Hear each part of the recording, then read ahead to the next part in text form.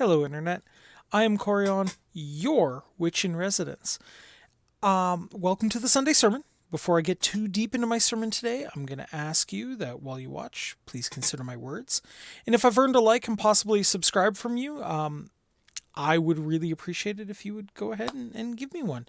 Now, with that obligatory ritual out of the way, today I'd like to talk to you about something kind of unique. It's a concept that you don't see brought up a lot in really any other belief system, and that is unexplainable personal gnosis. So the idea is, let's break that down a little bit. What is it? It is a thing that happens to you where you have an experience with the divine or with whatever you define as the divine or the supernatural. You have no proof. You cannot prove it happened, but it was real for you and it changed your life, your perceptions, what have you.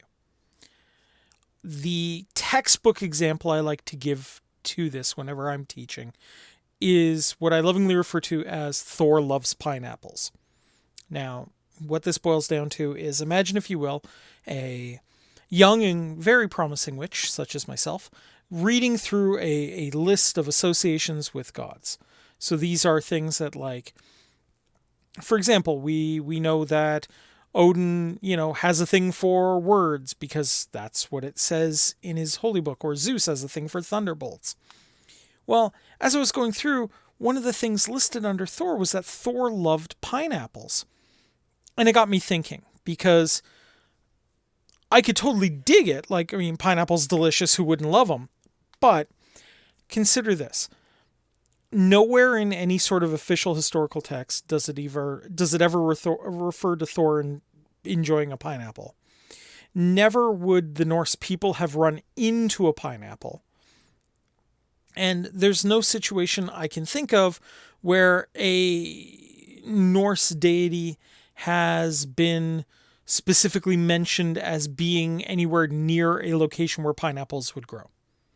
So the way I like to think about it, because I, of course, created this elaborate story in my head as to how this must have gone down, is, imagine, if you will, some young practitioner sitting down. The football game's about to start. He's got his food all ready to go. He's got all his snacks ready. And there's a knock at the door. And he opens the door, and it's Thor! And Thor's like, hey, can I watch the game with you? And of course, this guy's going to sit there going, yeah, of course, why not, right? So Thor sits down on the couch, and, the couch raises up a little bit because it's comical, right?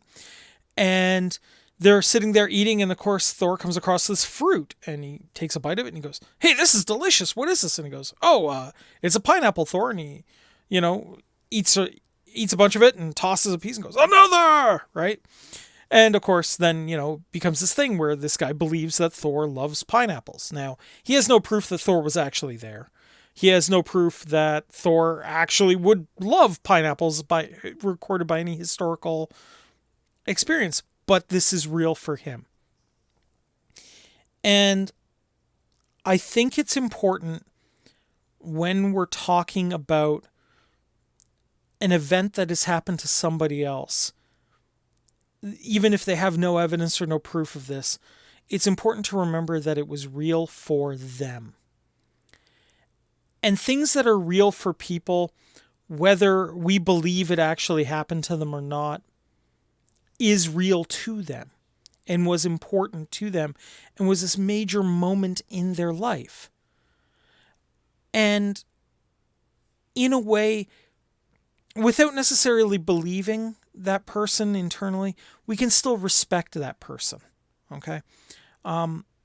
In fact, I have a feeling that a lot of faiths intentionally create taboos about trying to guard against personal gnosis. An example of that would be, a religion requiring its participants to not create new depictions of their holy people. The logic being that if there's no new depictions of that person, there's no new way to misconstrue their appearance. Now, that is certainly one way to deal with personal gnosis.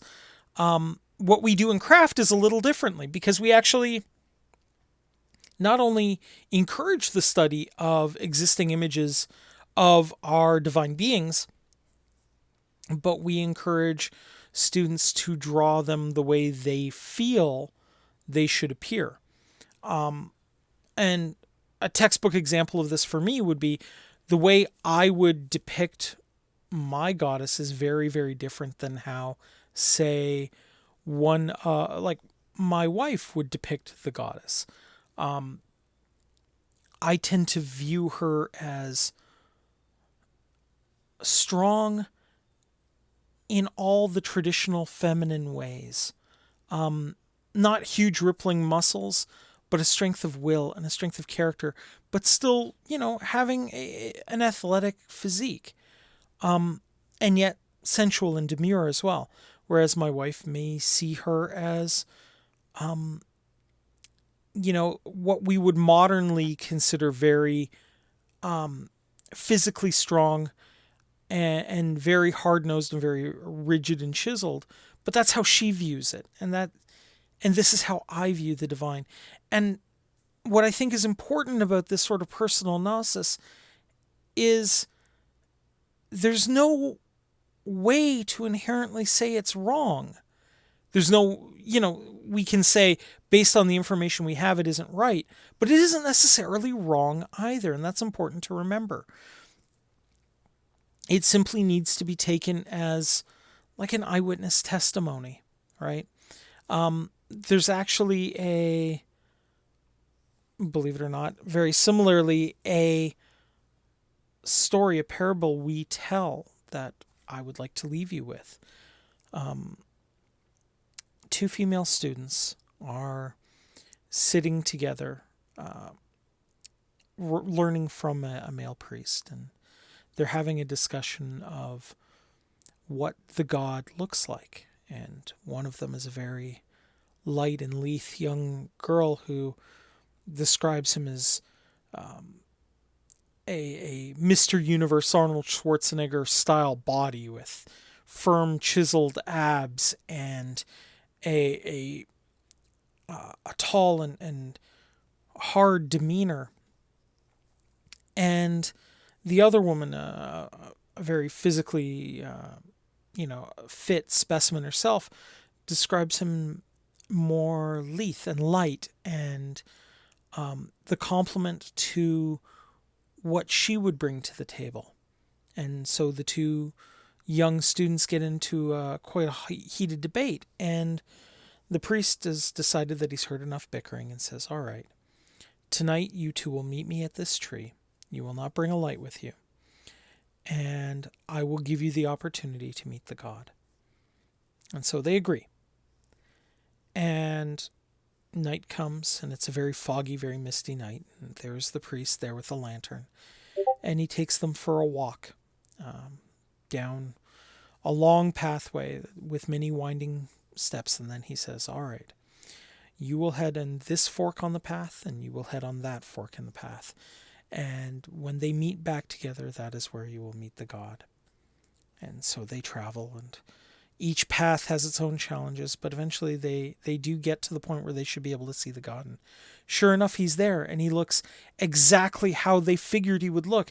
And they both kind of shout out, saying how they were right, and they run to embrace the god. And when they meet, they wind up embracing each other in a hug. And I've always felt like that was a really good analogy of what we're talking about here, is we are partially getting the information that we need, that person needs, and we are potentially getting the truth of it. Very often in my practice as a craft practitioner, I will get people that will come up to me and say, I've had an encounter with the divine, and I'll ask them about it, and I'll ask them questions and how they interpreted that answer, because to me, it's not as important as, okay, so you had a pineapple with Thor. It's, what do pineapples mean to you? And what does Thor mean to you? Why do you see him this way? Why do you feel this way? Because there are truths there. Even if I don't necessarily believe that this person met the actual Thor and he sat down and decided to eat a pineapple with him, there might be some layer of truth to that for that person. And those personal truths are interesting and can reveal a lot about not just that person, but how we all see the divine and how we all see the spiritual in it. We don't necessarily have to take it at face value to learn lessons from those experiences. One of the experiences that I will relate is I had a person come up to me after finding out what I do and told me about a experience where they believe they were abducted by aliens. And so we sat down and we discussed it. And as we were talking, I was hearing more and more about their experience. And it felt so life affirming to them that somebody would just listen to their story and care and say to them, I don't have any proof that you were abducted, but I can't rule it out either. So instead, what I would like to know is how I can help you deal with this clearly difficult and traumatic experience you've had. And so we worked through it together. And afterwards, this person didn't experience this any further in their life. And I'm very happy for that. Now, do I know if using my knowledge in craft to help them saved them from aliens from another planet? No, I don't necessarily know that.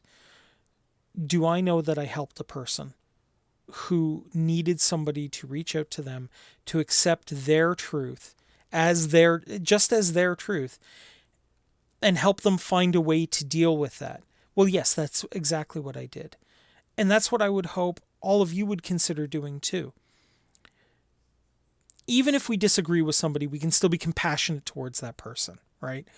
I don't necessarily have to agree with every sort of political stance somebody takes in a country that is currently in conflict. But I can see that they're suffering. I can see that they need help, and I can see that I'm in a position to offer that help. And if I am, regardless of the situation, I should help. And I feel we should all consider doing that. We should all consider the personal Gnosises we bring to the table, accept them as our truth, accept that other people have other truths, and help them through their truth, whatever that may be. Right now, my truth is I'm starting a YouTube channel and have procured new lighting, so I hope I look a little better to you. But I would love to hear your thoughts on personal Gnosis and personal truths. To that end, please leave a comment discussing that. You guys have been absolutely amazing so far. I really appreciate all the time and care that you guys have taken to visit my channel and hear me speak. And I just wanted to once again thank you deeply from the bottom of my heart for taking the time to do this. And I look forward to talking with you guys more. I would also like to let you guys know that on Tuesday nights I do a live stream on the Writer Brothers channel, which is an absolutely fun channel. We talk about pop culture and all kinds of strangeness and funness. And we talk about what we've really enjoyed in the latest pop culture offerings. So I really would hope that you come out to that and check it out. We also usually monthly do a book that we're all reading. I'm going to try to encourage them to let the audience know what the book is going to be ahead of time so we can do a little bit of a book talk online, which I think would be absolutely a lot of fun, and I hope you guys do as well. So, yes, once again, thank you very much. Merry meet, merry part, and merry meet again.